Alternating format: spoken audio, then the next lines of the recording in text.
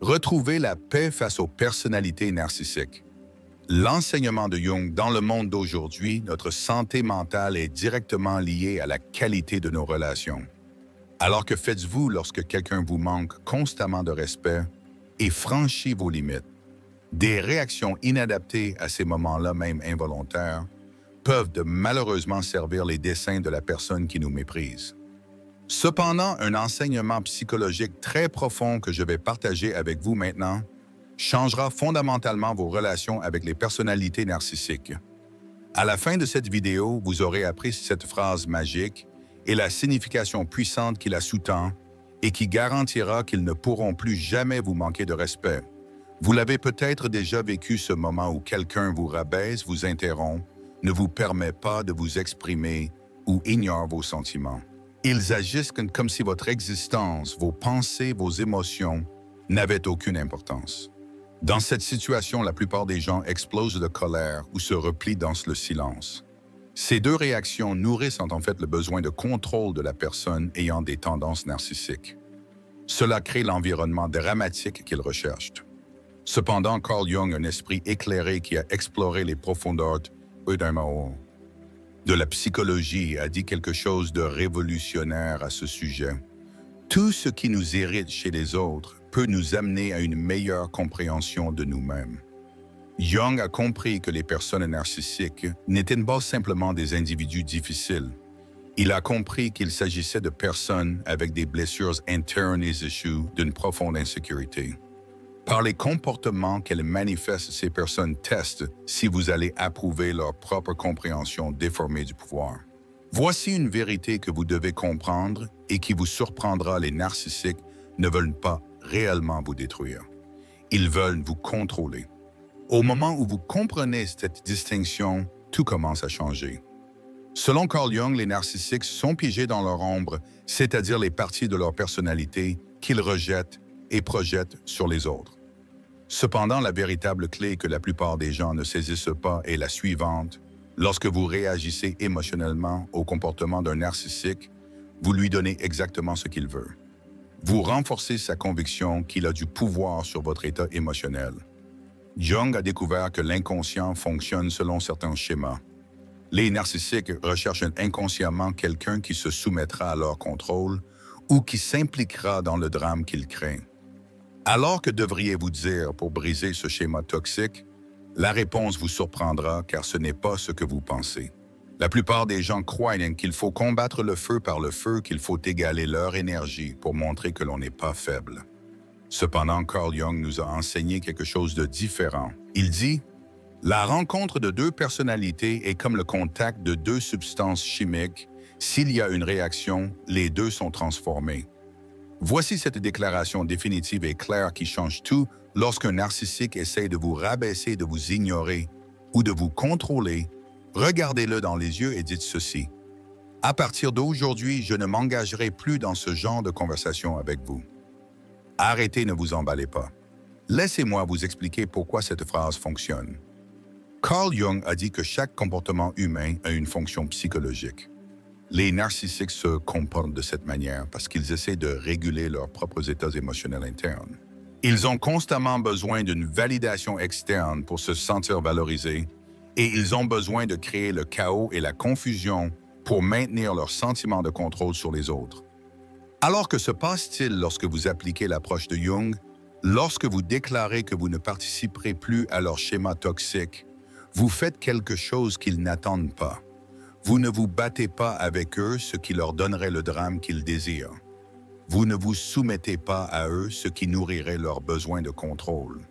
Au lieu de cela, vous agissez à partir d'un lieu que Jung a appelé l'individuation.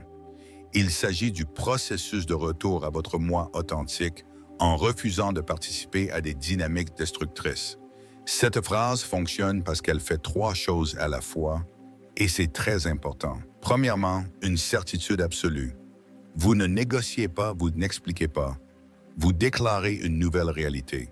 Deuxièmement, vous coupez leur source d'énergie. Les narcissiques se nourrissent de l'interaction, qu'elle soit positive ou négative, et vous coupez cette source pour eux. Troisièmement, vous démontrez ce que Jung appelait l'indépendance psychologique. Vous reprenez le contrôle total de votre propre expérience.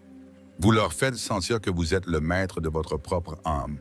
Cependant, la plupart des gens échouent ici. Ils prononcent les mots mais ne portent pas cette énergie. Carl Jung a souligné que l'inconscient communique non seulement avec des mots, mais aussi avec de l'énergie. Si vous dites « Je ne m'engagerai plus dans ce genre de conversation avec vous », mais que vous vous sentez en colère sur la défensive ou craintif, le narcissique sentira cette incohérence et poursuivra son comportement. Le secret réside dans ce que Jung a appelé la certitude psychologique. Vous devez prononcer ces mots non pas par une colère forcée, mais à partir d'un point final sincère. Cela signifie que vous avez atteint un point où vous n'êtes plus disposé à investir de l'énergie émotionnelle dans des conversations qui nuisent à votre bien-être.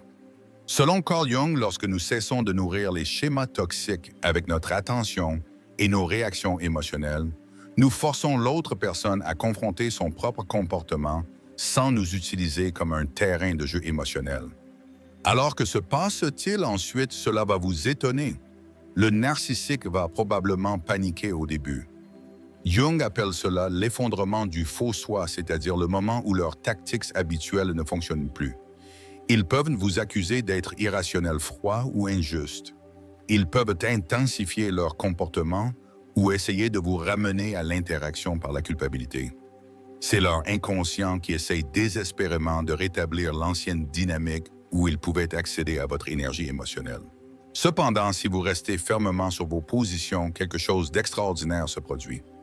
Carl Jung a découvert que lorsqu'une personne dans une relation refuse de participer à des schémas toxiques, cela force l'autre personne soit à changer son approche, soit à perdre complètement l'accès. Le narcissique ne peut plus vous utiliser comme source d'approvisionnement émotionnel ou de chaos.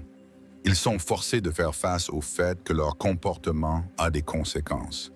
Certains essaieront d'accepter cette nouvelle limite et de changer leur communication. D'autres seront en colère contre cette limitation et finiront par quitter votre vie. Les deux résultats servent votre bien supérieur.